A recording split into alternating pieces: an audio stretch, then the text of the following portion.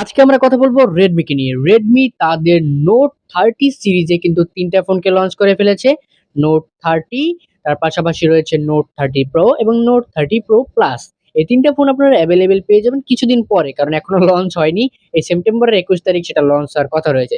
So অবশ্যই আমরা অপেক্ষা করব কখন এটা লঞ্চ হয়। তার আগে এই ফোনটার কিন্তু কিছু লিকস এবং রিউমার আমরা জানতে পেরেছি এবং অনলাইনে এর যে ফটো সেগুলো কিন্তু অনেকভাবে ভাইরাল হয়েছে। সো আজকে আমরা এই ফোনটার সমস্ত রকমের স্পেসিফিকেশন নিয়ে আপনাদেরকে ধারণা দেওয়ার চেষ্টা করব। সো এগুলো কিন্তু লিকস এবং রিউমার থেকে জানা। সো অবশ্যই কিছু ভুল বা ভ্রান্তি থাকতে পারে। সো অবশ্যই ক্ষমা করবেন। আর যেগুলো আমরা রিয়েল নিউজ জানতে পারবো সেগুলো কিন্তু আপনাদেরকে অবশ্যই ফোনটা লঞ্চ হওয়ার পরে জানিয়ে দিব।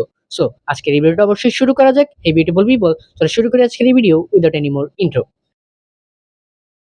সো সর্বপ্রথমে আমরা Realme Note 30 এই সিরিজের সবগুলো ফোনেরই খুঁটিনাটি বিষয় জানতে পেরেছি। সবগুলো মিক্স করা থাকবে, অবশ্যই আপনারা সেটা বুঝে নিবেন ফোনটা রিলিজ হওয়ার পরে। সো আমি কিন্তু বলে দিব তার আগে। সো আমরা কথা বলবো Redmi Note 30 Pro কে নিয়ে বিশেষ করে।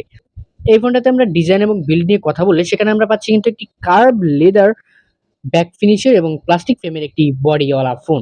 তো এই ফোনটা কিন্তু প্লাস্টিক ফ্রেম রয়েছে এবং তার পাশাপাশি লেদার ব্যাক ফিনিশ রয়েছে। সো লেদার কিন্তু এখনকার যুগে একটা ট্রেন্ডিং এ চলে আসছে যে লেদার ব্যাক থাকবে একটা ফোনে। সো সেই ক্ষেত্রে কিন্তু এই ফোনটা ভালো কিছু আমরা দেখতে পাচ্ছি। তার পাশাপাশি কার্ভ রয়েছে। সো এর হিন এন্ড ফিল কিন্তু খুব ভালো দিবে।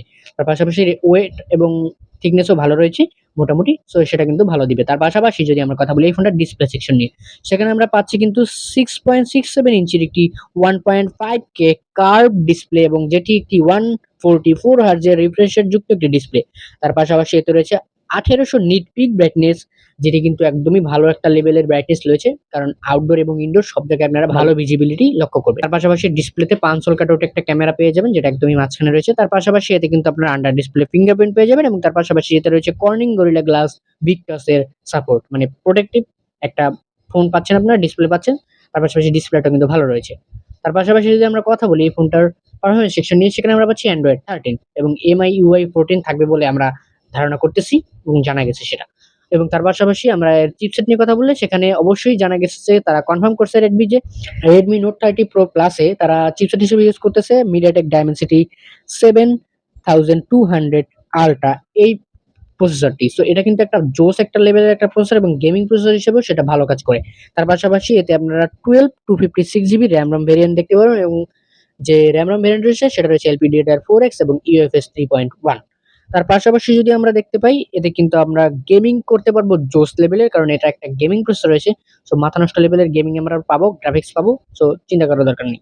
তার পাশাপাশি যদি আমরা কথা বলি এই ফোনটাতে আমরা পাচ্ছি 200 মেগাপিক্সেলের স্যামসাং ISO সেল এর HP3 সেন্সরের ক্যামেরা। সো মাথা নষ্ট লেভেলের ক্যামেরা হবে, সেখানে আমরা বুঝতেই পারতেছি। তার পাশাপাশি এতে রয়েছে 8 মেগাপিক্সেলের আল্ট্রা এবং 2 মেগাপিক্সেলের ম্যাক্রো।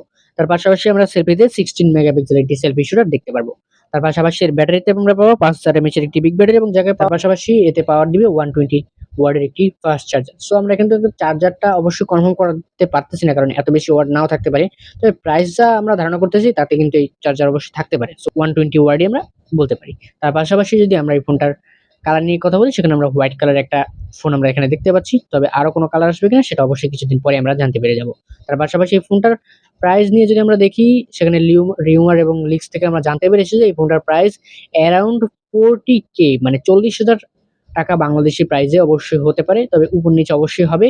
এবং আপনাদের ধারণা কি এই ফোনটার পারফরম্যান্স সেকশন অনুযায়ী যে এই ফোনটার প্রাইস কেমন হতে পারে সেটা অবশ্যই আপনারা কমেন্ট করে জানাতে পারেন। এবং আজকের এই ভিডিওটি কেমন লাগলো অবশ্যই সেটাও কমেন্ট করে জানাবেন। দেখা হবে নেক্সট ভিডিওতে নতুন কিছু নিয়ে। Till then stay well, stay safe and be happy. Chill bro.